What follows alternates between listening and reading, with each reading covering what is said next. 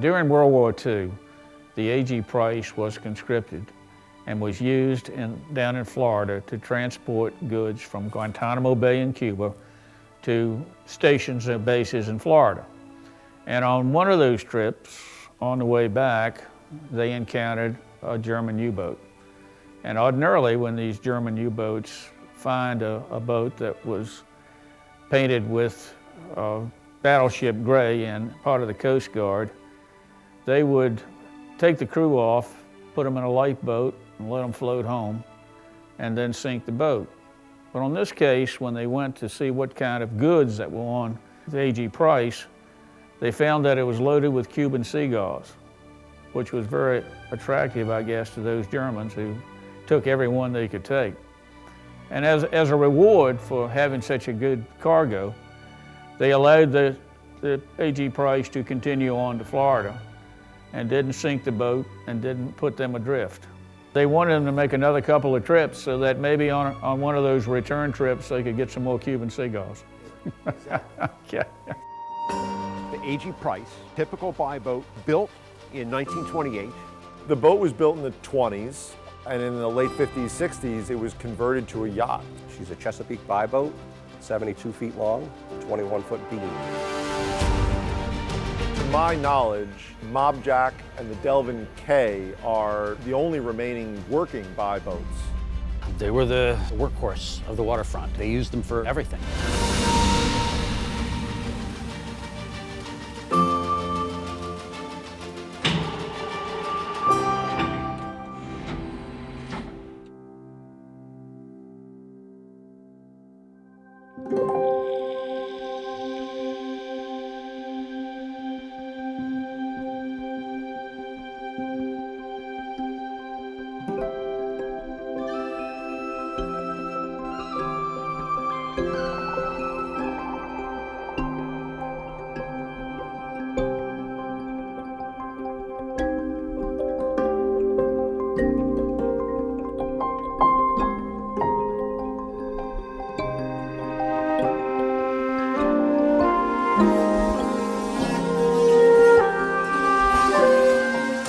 We're starting to address more of the issues with the deck, especially forward of the house on the foredeck up there, where we could see areas of deterioration towards the end of the deck beams. We could see that some of the decking was punky under some of the paint.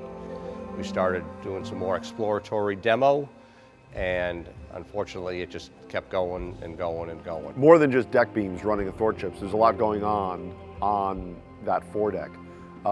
There's a Samson post that is a center line right behind the windlass. There's a deck hatch that's going to be an additional access to the captain's quarters up forward in the accommodation space. But there's also a mast, so there's a mast partners. So there's a lot of other structure that goes in there. So when Chris and Sam finish with their deck beams, then there's a lot of carlins to put in as well. A lot of planning to do to make sure that mast, we've saved the old parts and pieces to make sure that mast ends up in the same spot as it did originally. We've taken a bunch of measurements and so on, but it's a look of the boat that we can't alter. We've got to get the angle of the rig right, and so making sure that hole through the deck and the structure around it, which is immovable at a certain point, is correct with this part of the rebuild. I was going to say.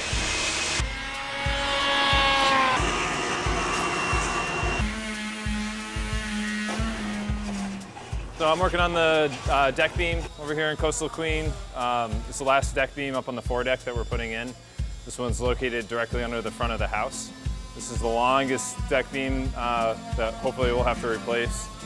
And we made it up into two sections because the boat's already built, so the only way to get this deck beam in is to install it in two halves. So we have this big long scarf down the middle. In modern day glue, this glue line is as good as solid wood once it's all together. And for extra reinforcements, we're going to end up putting 4 through bolts all the way through the scarf and a couple of wood screws on the scarf ends here just to secure it in place. So the deck is cambered like that. So we've made a pattern of that camber. You can see it's got that nice sweep to it. So dry fit it down here, put this pattern on, see how this camber on the bottom's looking, and probably tune that up a bit. Not too concerned about the camber on top because that's a lot easier to shape in place. The bottom overhead is a bit more difficult. So I'm gonna do as much work as I can now on the bench and then bring up the two halves later on today when I'm happy with how it looks and glue them together in place.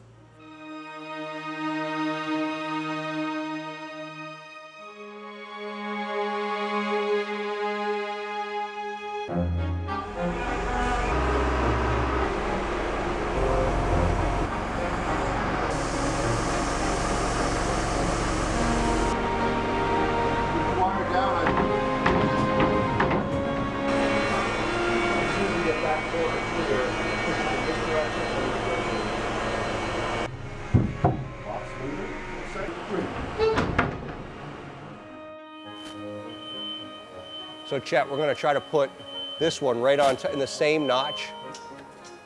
Okay, as long as that doesn't slide. Okay, up past the light a little bit. Maybe I gotta go this way, huh? The crane is expensive. To be more cost effective, we're rigging up a hoist system using the structure of the tent. Okay, the hardest thing is gonna be to hang that thing. We set it up once and we can lift at our pace. It's a little bit further this way than I want to be, but I'm trying not to pull all our staging down to be able to swing. So we're gonna take a pick here. It's gonna be out a little bit further, and as it comes up, we'll swing it in, and we'll have to run another line probably over to the building over on that side. Dan's been down below, and we have been working on the gyro foundation, the whole custom-made channel that goes over the top of the keelson.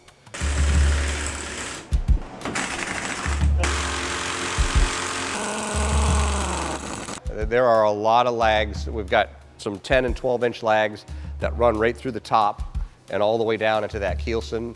We put this down with 2.5 quarts of G-Flex and 70 lags. There's like 20 or 25 in the top that are a foot long, and then all the lags in the side are 3 inches long. There can't be any movement when the gyro is putting so much force. It's keeping the boat from rocking, just like the little toy gyroscopes that you used to play with as a kid.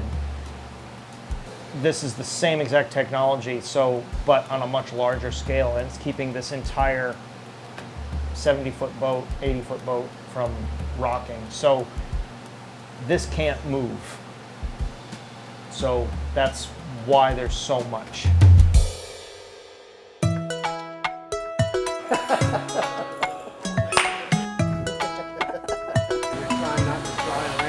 A lot of moving parts. You know, we've got shipwrights doing mechanic work, we've got people varnishing, we've got people building deck beams, you know, pretty much, I mean, a little bit of everything right now. And it's heartening to see. I think we've actually reached the end of the demolition phase. No more rot. We're done with rot. I think we've actually reached the point where we're just building upon new wood, which is, boy, what a relief that is. You got it nice and tight over on this side, huh? Getting tight. Yeah. Ideally, we want this all on the same plane, right? Right, exactly. Yeah, so all the deck beams are in place. I've faired them all, at least the tops of them, so they're all in an even plane here. So if you take a stick here, this batten, and lay it across, it's all nice and flat. This is one of the original deck beams. So you can see this notch here is where the carlin used to be.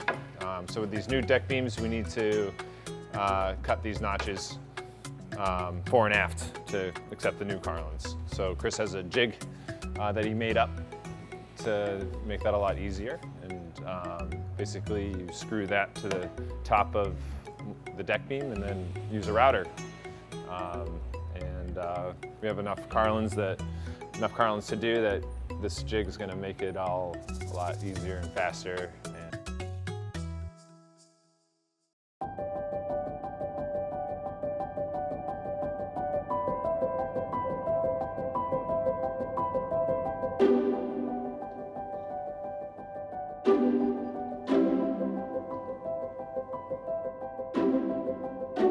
The owner is getting more excited. We're seeing a lot more of him.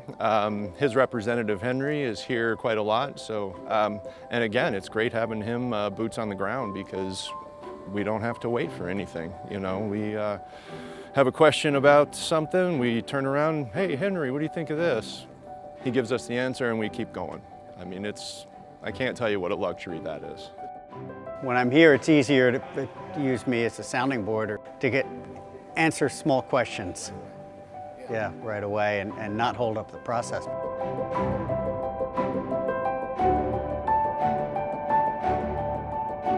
Coastal Queen is a really cool boat. It has so much character too. You don't really see a boat like that. I've never seen a boat like that. So it's been really fun to work on, and it also gets us all really motivated to make it look really good because the character in it, we just want to bring it to life. It's almost like putting eyes on a painting, putting the boat together. Peter's wonderful. He's very involved. They're here every week checking things out, and it's really good to have an involved owner. There are some boats where we don't get to meet the owners, and the difference when you do is a lot different. The motivation is there, and we want the boat to come out good. We like the boat a lot, and we like Peter, and we like Henry, so we're doing it for them, not just the paycheck. It's because we really want to do it.